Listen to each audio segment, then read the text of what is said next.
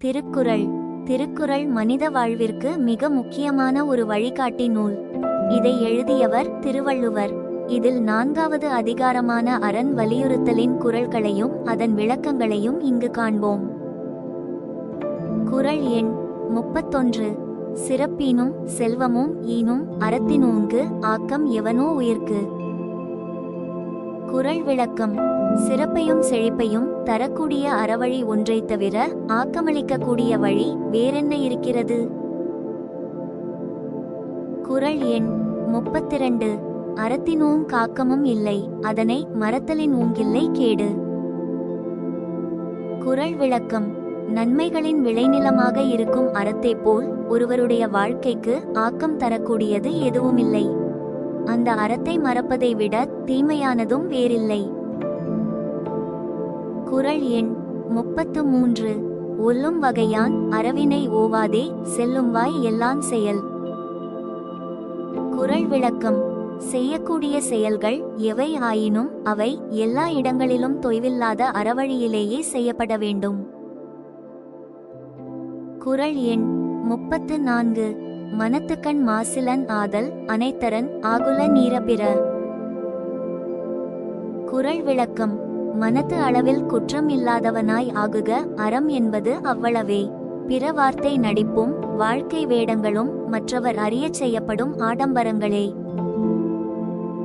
குறள் எண் 35. அழுக்கா ரவாவெகுளி இன்னாச்சொல் நான்கும் இழுக்கா இயன்ற தரம். குறள் விளக்கம். பிறர் மேன்மை கண்டு பொறாமை, புலன்கள் போகும் வழி செல்லும் ஆசை, இவை தடைபடும் போது வரும் கோபம், கோபத்தில் பிறக்கும் தீய சொல் எனும் இந்நான்கையும் விலக்கி தொடர்ந்து செய்யப்படுவது அறம். குறள் எண் 36. அன்றறிவாம் என்னா தரஞ்செய்க மற்றது பொன்றுங்கால் பொன்றா துணை. குறள் விளக்கம். பிறகு பார்த்து கொள்ளலாம் என்ற நாள் கடத்தாமல் அறவழியை மேற்கொண்டால் அது ஒருவர் இறந்தபின் கூட அழியா புகழாய் நிலைத்து துணை நிற்கும். குறள் எண் 37. அறத்தார் இதுவென வேண்டா சிவிகை பொறுத்தானோ தூர்ந்தான் இடை. குறள் விளக்கம்.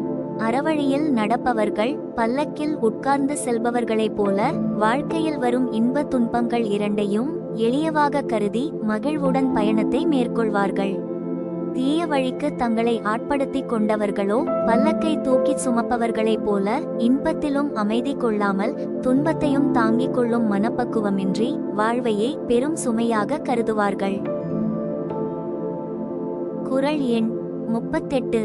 வீழ்நாள் படாமை நன்றாற்றின் அத்தொருவன் வாழ்நாள் வழியடைக்கும் கல். குறள் விளக்கம். பயனற்றதாக ஒரு நாள் கூட கழிந்து போகாமல் தொடர்ந்து நற்செயல்களில் ஈடுபடுபவருக்கு வாழ்க்கை பாதையை சீராக்கி அமைத்து தரும் கல்லாக அந்த நற்செயல்களே விளங்கும். குறள் எண் 39. அறத்தான் வருவதே இன்ப, மற்றெல்லாம் புறத்த புகழும் இல. குறள் விளக்கம். தூய்மையான நெஞ்சுடன் நடத்தும் அறவழி வாழ்க்கையில் வருகின்ற புகழால் ஏற்படுவதே இன்பமாகும். அதற்கு மாறான வழியில் வருவது புகழும் ஆகாது இன்பமும் ஆகாது. குறள் எண் 40. செயற்பால தோறும் அரணே ஒருவர்க்கு உயர்பால தோறும் பழி. குறள் விளக்கம்.